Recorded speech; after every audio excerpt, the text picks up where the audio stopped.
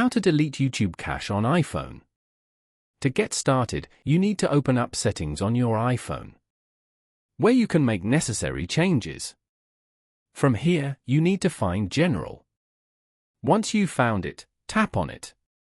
Here, you can manage overall setups and preferences for iPhone, such as software updates, CarPlay, AirDrop, and more.